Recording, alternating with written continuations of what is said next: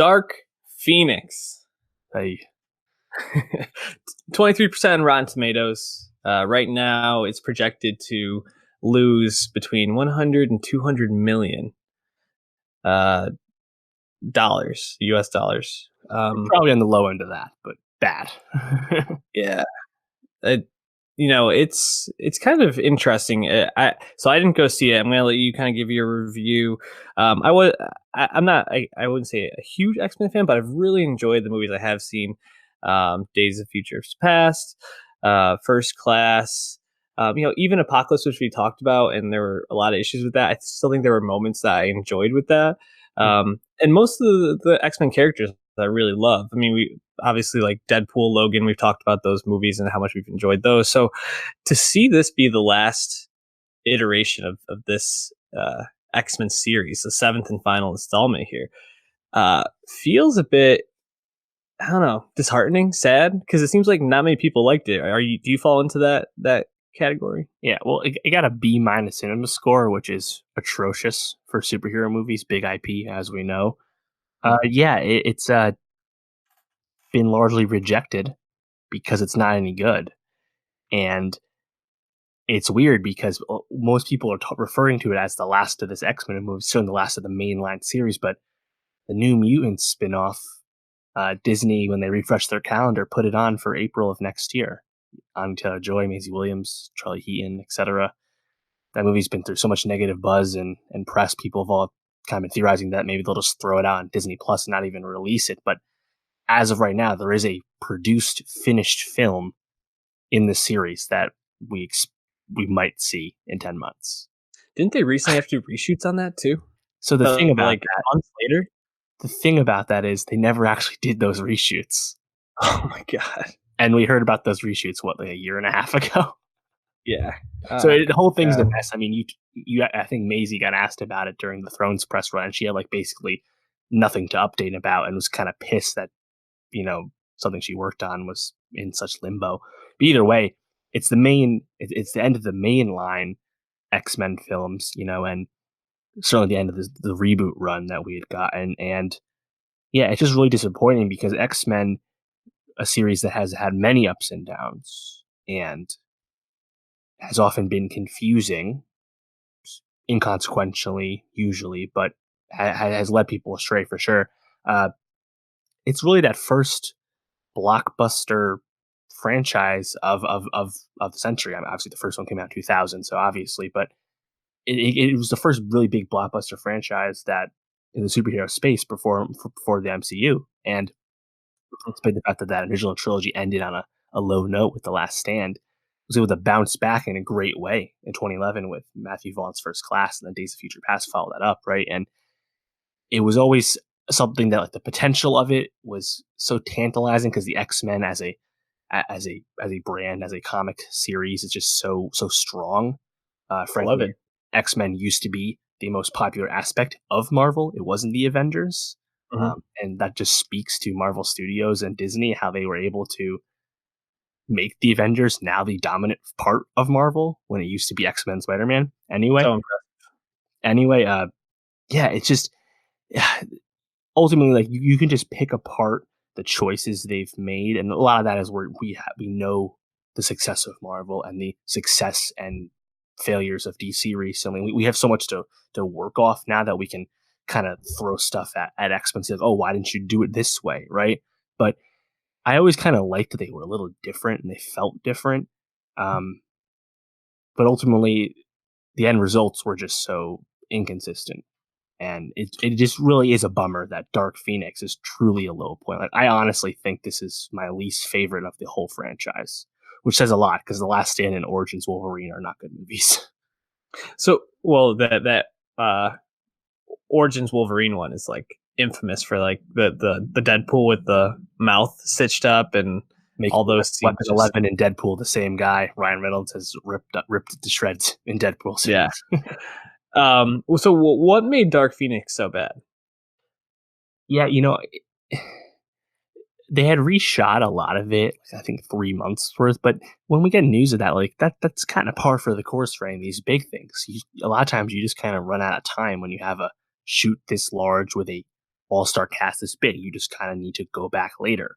But the more you hear about it, the more you're like, oh wait, this is going to be worse, which is awfully disappointing because Michael Fassbender, James McAvoy, Nicholas Hoult, and Jennifer Lawrence, who all started in First Class, they only had 3 picture deals, so they were done after Apocalypse. And Apocalypse was a huge letdown after Days of Future Past, right? But they all re-upped for one For final go this. for Dark Phoenix once they Fox was able to hire Simon Kinberg, who kind of helped finish Apocalypse because Bryan Singer is unreliable, as we now know plenty about. Yet Simon Kinberg, who this was his directorial debut, it just seems like they didn't have this from a story perspective. They didn't have this from a vision perspective because there's just so many issues. And I think part of that is like The Last Stand, the Dark Phoenix story is not something you can just kind of do in one movie. It's this, No. I think it's a 10 episode main run, but it's ultimately established over many other comics. And I think Chris Claremont's run on that is one of the most famous stories X-Men has. And Mhm. to just kind of take parts of it and combine other things, it's just not smart when you have all these other X-Men storylines and characters that you're trying to service. Mhm. And on one hand, we have this new cast of sorts with Sophie Turner's Jean Grey, who has a lot to do in Dark Phoenix, as well as Ty Sheridan's Cyclops and Cody Smith-McPhee's Nightcrawler and Alexander Shipp's Storm. They only were just introduced in Apocalypse. This is only their second and now last movie as this new cast, and they were not given that much to do last movie. So you have them not really growing that much. We have McAvoy and Fassbender, Holt and Lawrence. And Lawrence definitely peaked in Days of Future Past. And Fassbender was really just relegated to goon status in Apocalypse. Like it just, they never Mhm. were able to juggle the team aspect of X Men, which is so important. Like X Men is not a series that should be told as solo movies, with the exception of things like Logan. Uh, it just seemed they just combined it all these concepts together, and meanwhile, the villain played by Jessica Chastain is critically underexplained, and ultimately the performance is just so neutral, which was clearly by choice, but just there's nothing compelling about the villainy. They're very one note, very obvious, nothing we hadn't seen before. So they don't really add anything, and it's funny because the movie is ultimately much smaller scale than past X-Men movies, certainly past Apocalypse. Apparently that was a studio note going into this. They're like, oh, let's get more intimate and less explosiony. That'll do better. But you still have to have a good script. And I think part of that is not having Dark Phoenix start and end in one film. So quite the bummer, man. Whether you're a casual fan or hardcore fan, it's just kind of baffling that it turned out this poor. Yeah. Uh, Chastain, I think, is a really interesting aspect of this film. Uh, the character that she portrays is like I don't know, basically taking a bunch of characters from the comic books and kind of smash them together Yeah. to like manipulate Jean. And I think when you get someone like Jessica Chastain to one, it seems like underwrite her role, and but then to like make that person flat and just kind of take away everything that Jessica Chastain has, which is like charisma and like incredible acting chops, and just kind of boil her down to like this like from what you're describing, very bland character. It's really disappointing.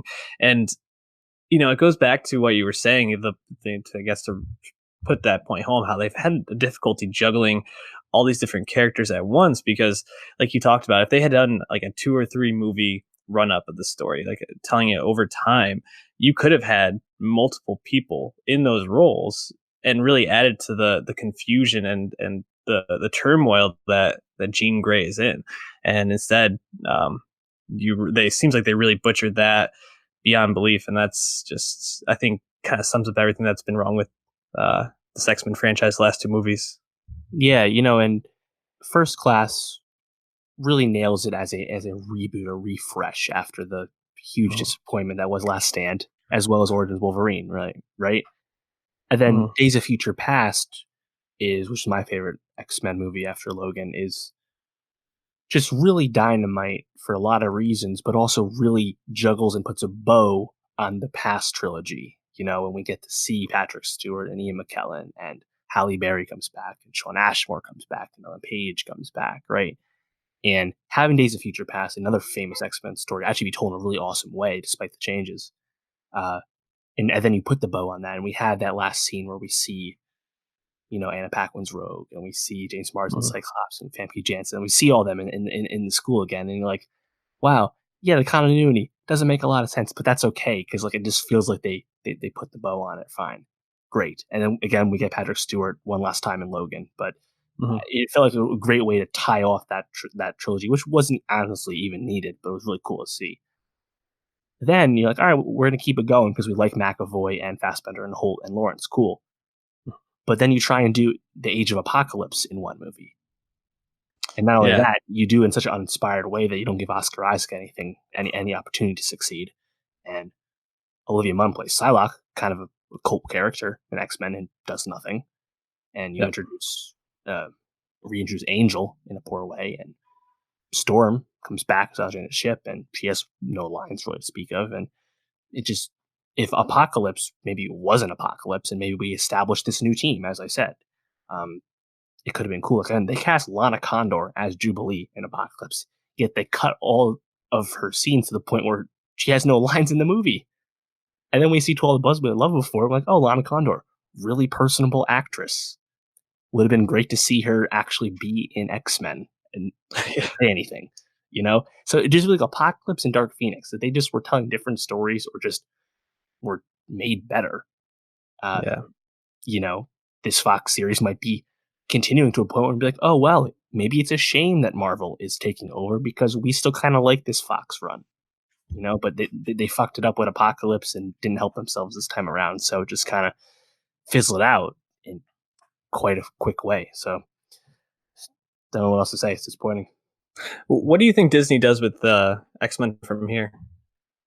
Well, as we've said, I mean, check out our Marvel Phase 4 video on Mhm. youtube.com/nostalgia pod, but we know X-Men isn't coming around anytime soon, right? Like, we know it's going to be a while, Mhm. and that's honestly good. They have some time to stew on how to go about this, right? But as I said before, I think you can't just try and have like a Cyclops movie like the way you had an Iron Man movie, right? I really feel like X-Men is best as a team. So you're gonna have to hit this casting hard and reestablish this and cast a lot of these people right away because I feel like we just need to start off in Xavier's school. That's Yeah. when X-Men is at its most compelling, when it's a group of misfits.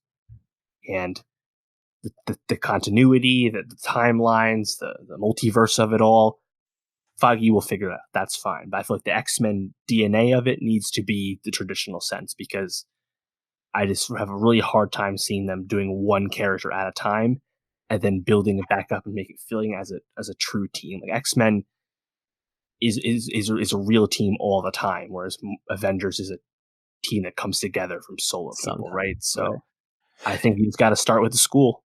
So you're gonna Yeah. need an Xavier and Uh, other people. Maybe you don't do Jean right away. Maybe you don't do Logan right away. I don't know, but you're gonna need X and you're gonna need the school.